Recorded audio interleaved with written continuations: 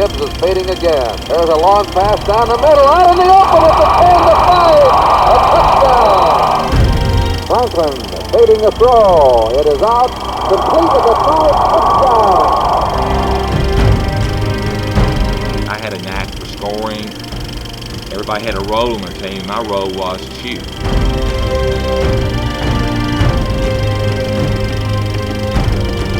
When you're 6'3", 255 pounds, you don't get many problems from many people at that time.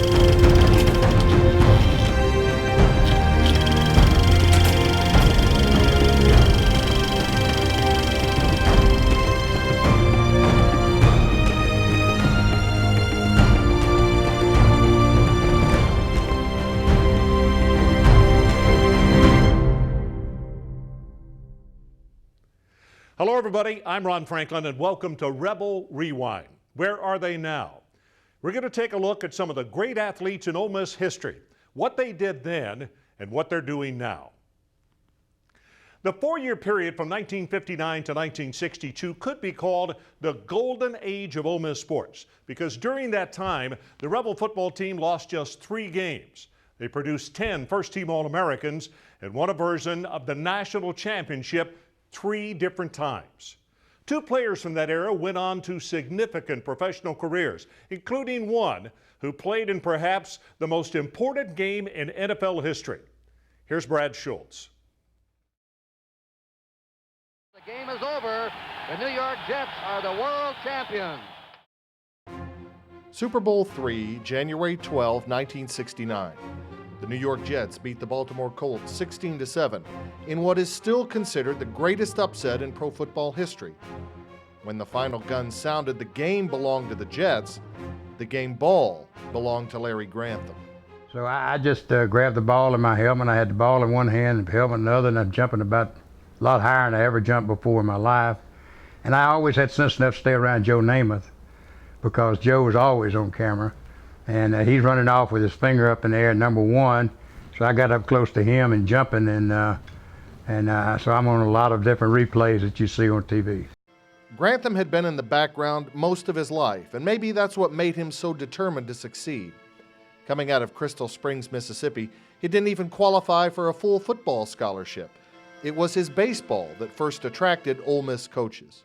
Back in those days, the All-Americans out of high school, when they came to Ole Miss, they had their lockers all straightened up with their shoe sizes and their helmets and everything that really fit them and all this stuff.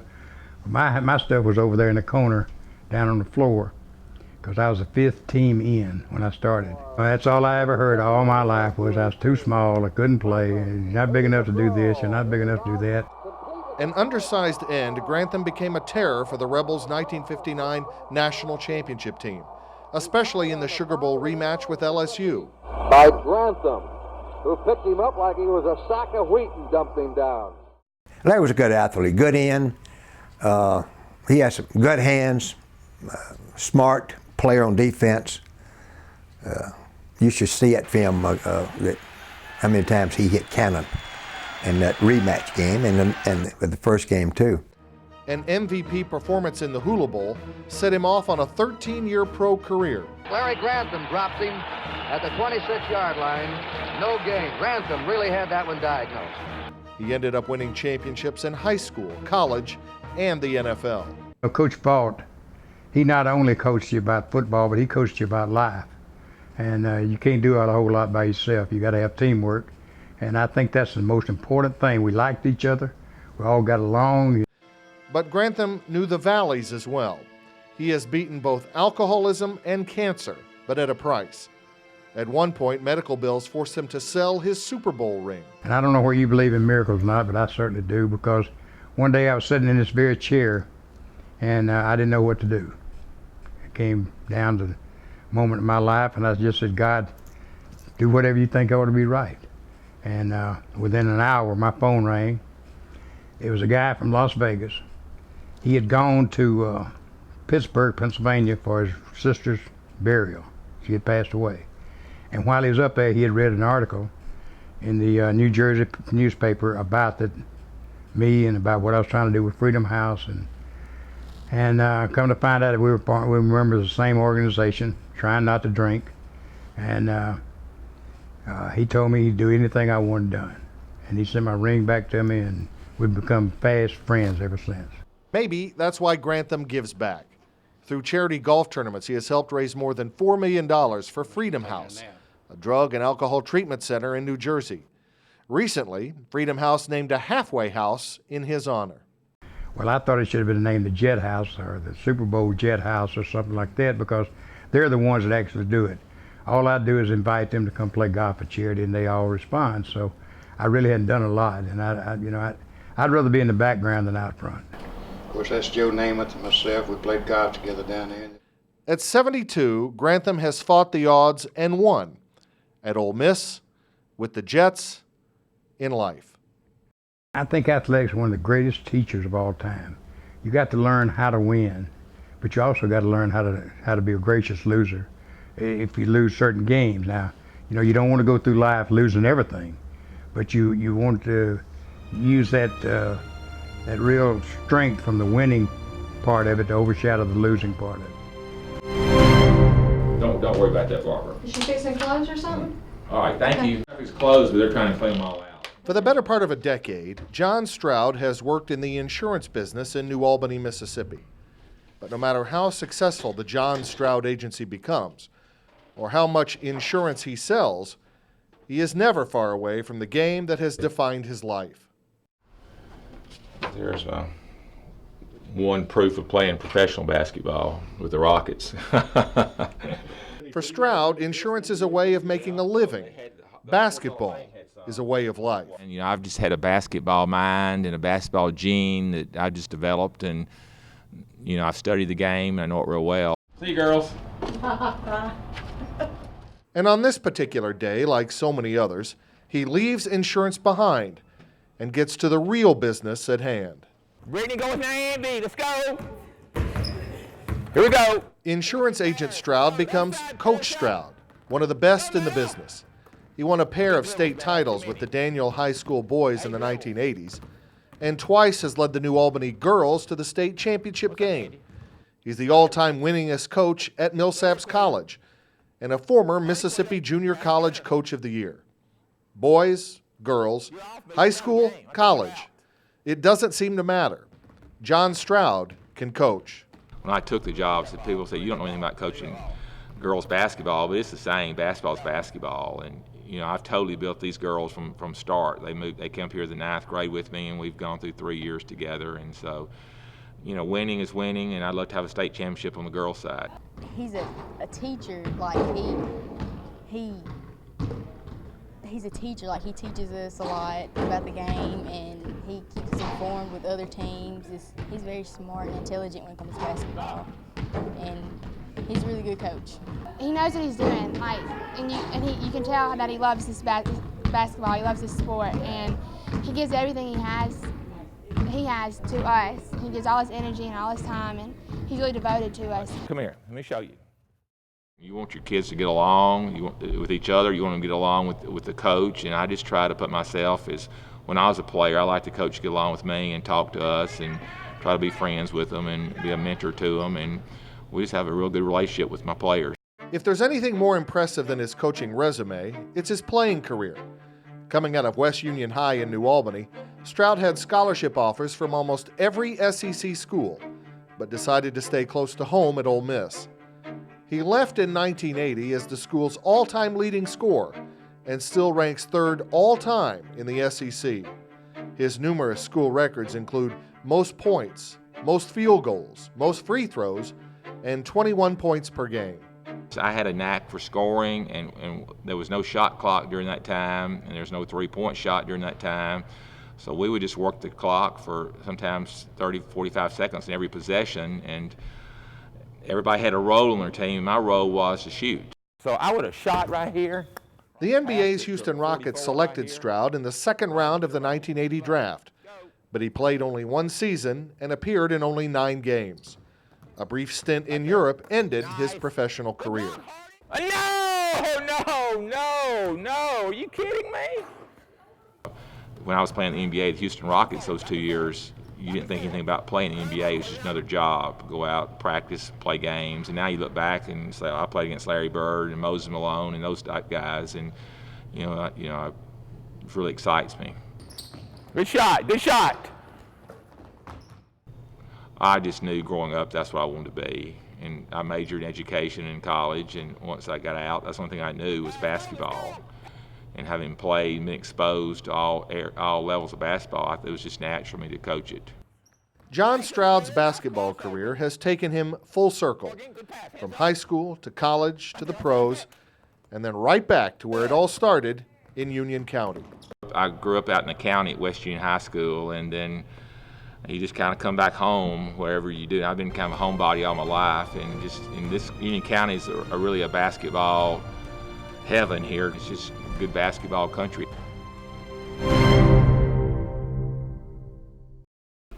And it's addressed to Billy Ray Adams, and it's from Coach Vaught. For Billy Ray Adams, his senior football season at Ole Miss began July 1961 with a letter from head coach John Vaught.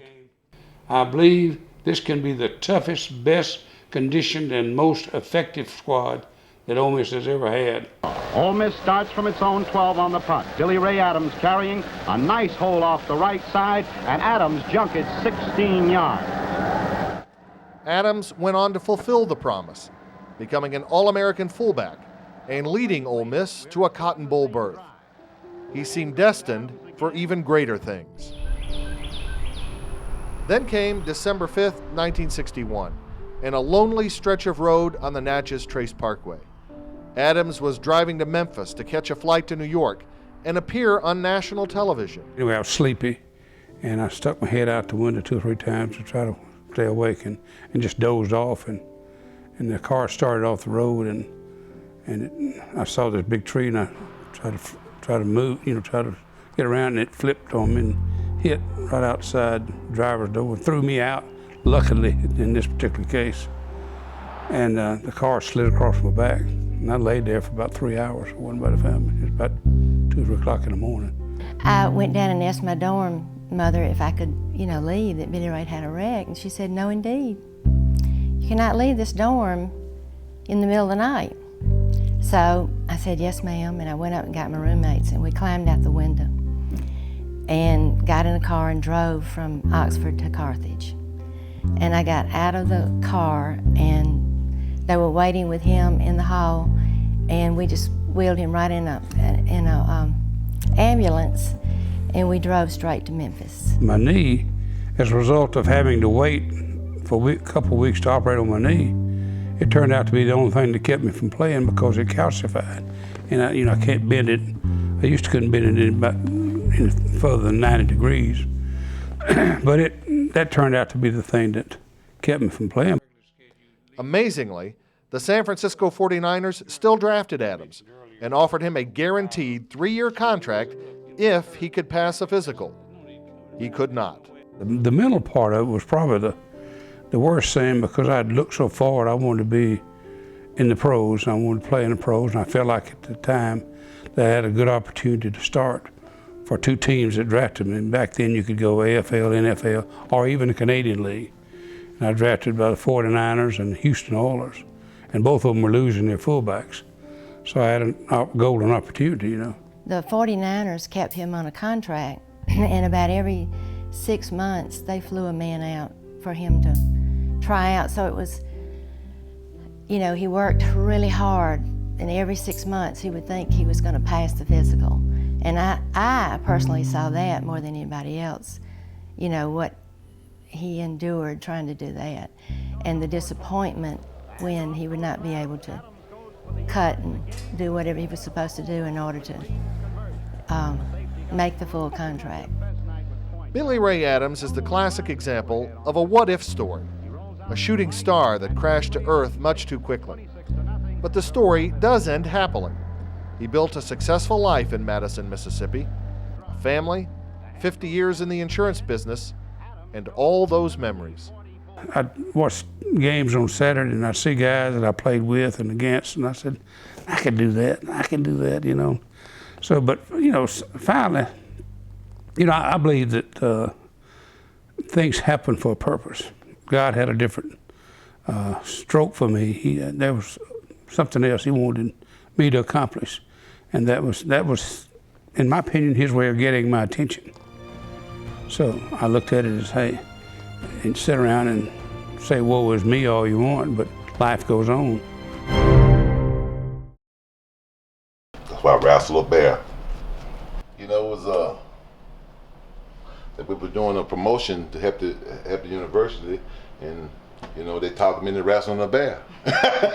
You know, That booming laugh. Who won? Of course I did. That unmistakable presence.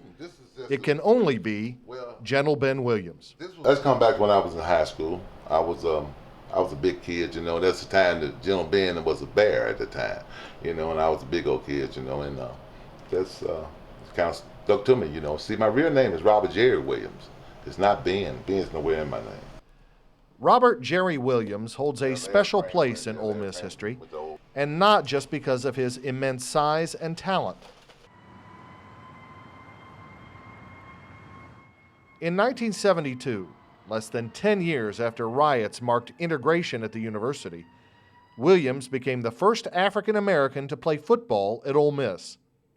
I was recruited by about 4 or 5 schools, you know, Mississippi State, Southern Mississippi, Jackson State, you know, all the SWAC schools, Alcorn and stuff like that. But you know, when Ole Miss started recruiting me, I really wanted to go to Ole Miss when they first started recruiting me, you know, and that's what I wanted to do.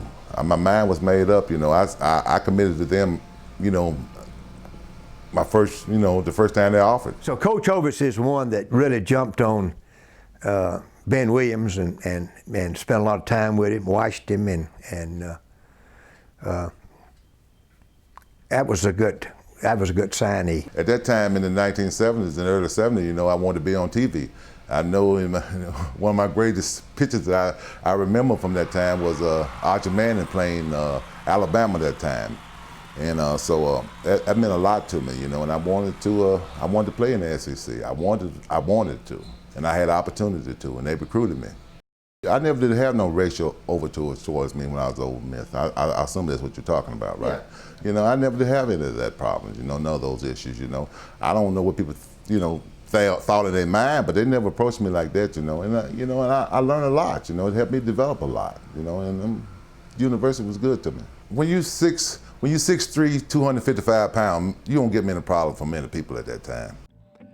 A 3-time All-SEC defensive tackle and All-American in 1975, Williams made it easy for people to respect him, on the field and off. His senior year, fellow students voted him Colonel Rev. I was active that way in college. You know, I was real active. I was, you know, in the student unions, you know, and, you know, the political part of the university, you know. So I was real active, you know, and I enjoyed it, man. Ole Miss was probably my best time of my life when I grew up. The Buffalo Bills drafted Williams in the 3rd round, and he went on to have a productive 10-year pro career. Today, he still runs his own contracting business out of Jackson, as he has every year but one since his NFL retirement. Williams says he owes a lot to Ole Miss, although many would say it's Ole Miss which owes a lot to him. All my friends, you know, they helped me, you know, and most of my friends was white at that time, you know, so they helped me. They helped me through the transition time that we had. Most people think I'm a pioneer, but I just was a guy that wanted to play football for Ole Miss. This was a ball club that was undefeated, that produced Jake Gibbs, everybody's All-American. October 2009. Several members of the 1959 Ole Miss football team returned to Oxford for a special 50-year reunion. That team won a national championship and would have gone unbeaten, if not for one game, one run, one man.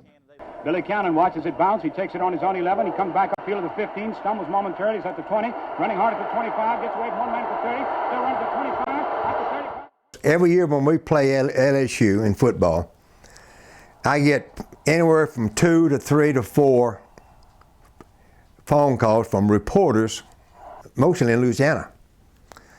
Want to know about the Cannon run. You guys got this on tape. I got to go back and pull your tape, and it's going to be the same word just about. You'd have to go back to that game when it was over and be in that clubhouse, in that locker room, watching a bunch of grown men cry. Because we felt like we had won the game that night, and just we didn't do it. We had some chances to kick field goals when we elected to go for the first down or go for the touchdown, and we felt like that we had outplayed LSU that night. It's the 26th annual Sugar Bowl game featuring Louisiana State against Mississippi. Mississippi and LSU, and this could be one of the great games of all times in the Sugar Bowl. The 7-3 Halloween loss was one of the few low points for Gibbs in a great Ole Miss career. He sparked the Rebels to a 21-0 rout of LSU in a Sugar Bowl rematch. Turns the corner at the Then in 1960 led Ole Miss to another national title, capped with a Sugar Bowl win over Rice. A pro football career seemed a sure bet. Well, Jake was one of the finest quarterbacks Ole Miss ever had, in my opinion, because not long, Bobby Ray was also great. Raymond Brown right in front of him was great. But Jake was the guy that if it was 3rd and 1 or 3rd and 21, Jake Gibbs figured out how to make the first downs. And, to keep the football and score points, that's what you got to do. I had, ever since I was a little kid, had dreamed about playing pro baseball. I was little in stature. I didn't play football until I got to high school. I played baseball ever since I was big enough to walk. We had our own out in Grenada, suburbs of Grenada, Highway 8 boys we called us. We had our own field, and we had our own team, and we grew up playing baseball out there in front of my house. Several scouts had taken notice of his work for the SEC champion Rebel baseball team. So in 1962, the former Highway 8 boy signed with the world champion New York Yankees. And then the Yankees came in, and they made me that offer, and I said, I'm going with the Yankees because they win, they're number one, I'm used to winning. If I'm good enough, I'll make the Yankees. If I'm not good enough, I won't make it. That's the way I looked at it. You can't imagine that feeling. It's hard to explain, really. But there you are inside the Yankee clubhouse. And here's those guys that you watch on TV, you read about. There you there with them. Now you're shaking their hands. Gibbs went up to stay in New York in 1965, just as the Yankees were coming down after years of dominance. He never played in a World Series, but hit .233 in a respectable 9-year pro career. When I was in high school playing high school football and baseball, I always felt like that I'd end up being a coach. That's what I wanted to do, was coach. So when I got to Ole Miss, I went right into physical education, School of Education. I knew what I wanted to do. I hoped I'd get a chance to play pro baseball or pro football, then go into coaching. And it worked out. That led to an 18-year career as the Rebels head baseball coach. Gibbs won the SEC title his very first season, 1972, taking the team to the College World Series. He is still the Rebels' all-time winningest coach. This is a picture, and I don't know, I think this was taken at Vanderbilt. Gibbs is still active with Yankee fantasy camps and is still working, selling fire-resistant clothing to Powerline workers. But much of his time is spent in Oxford with family and memories. I think mostly what you think about is the time that you was here on campus, the 4 years. It was probably the most enjoyable 4 years that I've spent anywhere. Going to school, meeting friends, playing 2 sports, having good teams, wonderful teammates. There's something about sports that brings you close together when you win. That's all the time we have for Rebel Rewind. Where are they now? We hope you've enjoyed this look back at some of the great players in Ole Miss history. For Brad Schultz, I'm Ron Franklin. Thanks for watching.